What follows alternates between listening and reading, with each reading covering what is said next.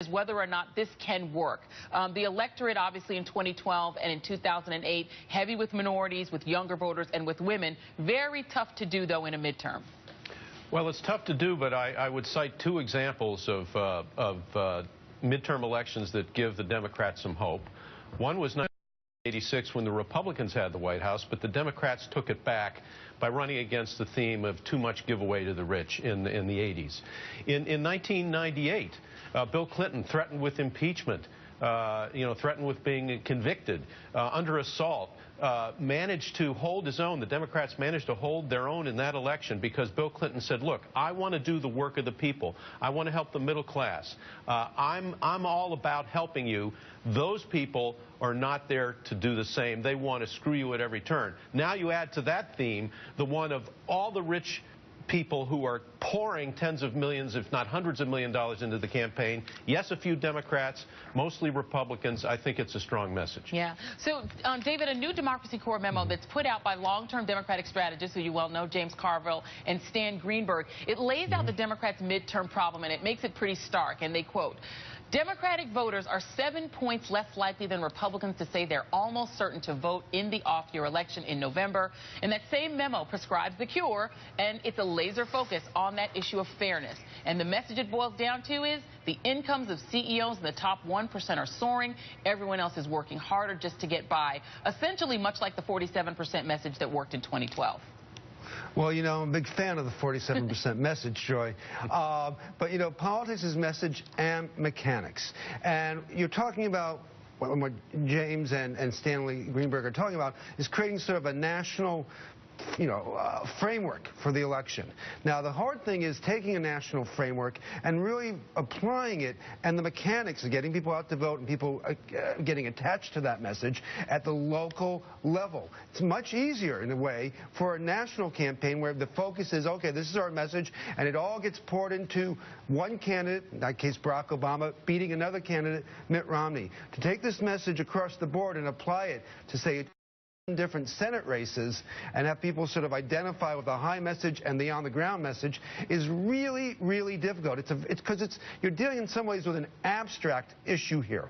Are the Democrats better than Republicans in general when it comes to issues of fairness? The polls say that most Americans believe they are. It's easier than to attach that to Barack Obama over Mitt Romney. How you apply that on a state-by-state level and get that turnout, which they need desperately, is still a really heavy lift. But you know what, David, and I wonder why you might be a fan of that 47% message. It could be because Mother Jones is the one who discovered that video. And one of the things that Republicans did in 2010 was to try to make what you just said happen by making Nancy Pelosi, sort of attaching her to every Democrat in the country. And I'm wondering, let's go back and take a look again at Mitt Romney and sort of what he said that galvanized Democrats to be able to use him in the 2012 election. I want to let's take a listen to it real quick.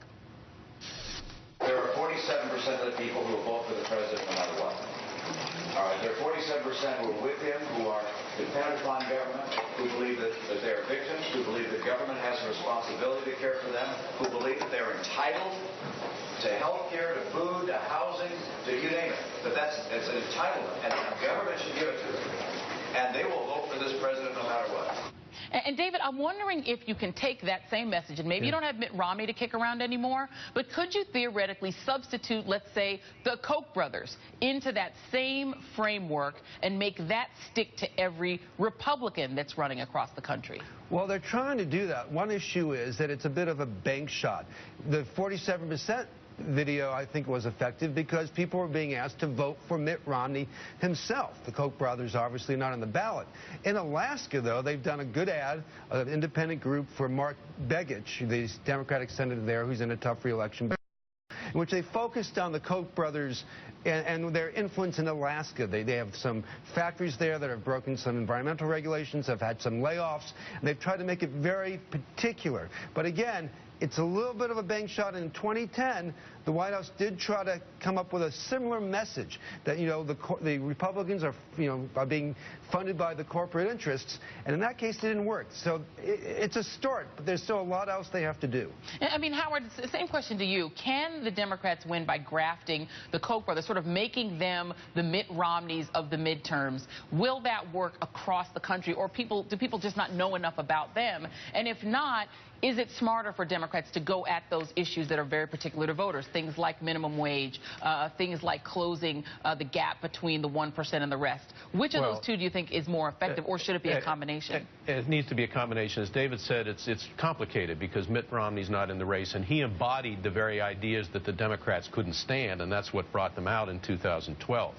Here you've got a whole range of an argument. What you're saying is that the Republicans in Congress and the Republicans in general have sat on their hands, do not want to do anything to help the working people and the middle-class people in America.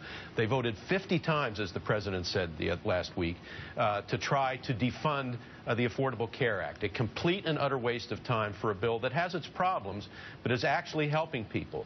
You say the ways Barack Obama and the Democrats have helped people. You point out that the Republicans have done absolutely nothing, have proposed nothing, merely stand for no, and if they get more power, if they take the Senate, then it'll be all-out war on the working class and the middle class. Now, the problem with that type of argument is, number one, Barack Obama can't carry it everywhere himself. He's not that popular in a lot of these states where they're tough Senate races, number one. Number two, Barack Obama is better campaigning as a candidate of hope than he is a candidate of darkness and doom. And I don't know who's going to carry that message, but other people have to, and aim it at the traditional voters they have to get out in the Obama coalition, which are young people and working people. Maybe the answer is Bill Clinton. He seems to be the answer to a lot of these questions. He can help, but Hillary isn't going to want to do it, by the way. No, she won't. Hillary won't want to do it. She doesn't want to be associated with a potential disaster in 2014. So I have a question as to who the surrogates are, who the leaders are going to be. David mentions Bill Clinton. That's one of them. But where are the others? The Castro brothers in Texas, for example, other young leaders, people from the entertainment industry, no joke. If you can get them as a route to reach younger people, the Democrats are going to have to think very creatively about who is going to carry their message. And the key thing, Joy, is at the end of the day, you've got to connect that message to the individual races. Right. And, you know, because otherwise, you know, people do not. People often don't think about these races until the last minute. They're going to be bombarded with tens of millions of dollars in ads from the Koch brothers and others that have gone the other side of this. So it's connecting that big message to what's happening in your neighborhood, right in front of people's, you know, faces, is really the hard task. Well, absolutely. I mean, the same, going back to that same Democracy Corps memo that we did cite earlier, it did cite sort of a key Democratic constituency that they said really could make the difference, and that includes this high proportion of unmarried women. And it said they respond very strongly, as do other voters, to a broad economic agenda, but one dominated by policies explicitly to help working women. And the memo also singled out these issues that motivate the base, which is raising the minimum wage, equal pay for equal work, protecting Medicare, protecting Social Security. So, Howard, could the single woman, is that the voter that they need to zero in on as they're looking for that right surrogate and that right message? Is the single working woman really sort of the key target here? In an electorate always dominated by women, that's always the key. And I would add, Joy, there's certain parts of the Affordable Care Act, even if you don't want to talk about the Affordable Care Act by name, that you can mention that appeal to those women, particularly the business about pre-existing conditions not being a bar to getting coverage. That's key to women, and every poll I've seen over the last few years shows that health care is often right at the top with minimum wage, with job opportunities for women. And that's something that the administration and the Democrats have to thread the needle on. They have to say what's good about it without engaging in a big philosophical discussion in states like Kentucky and Georgia and so forth. Indeed. And in Kentucky, a state where they do happen to have a woman surrogate that's perfect for the job because she is the candidate. All right, thanks so much to David Corn and Howard Fineman.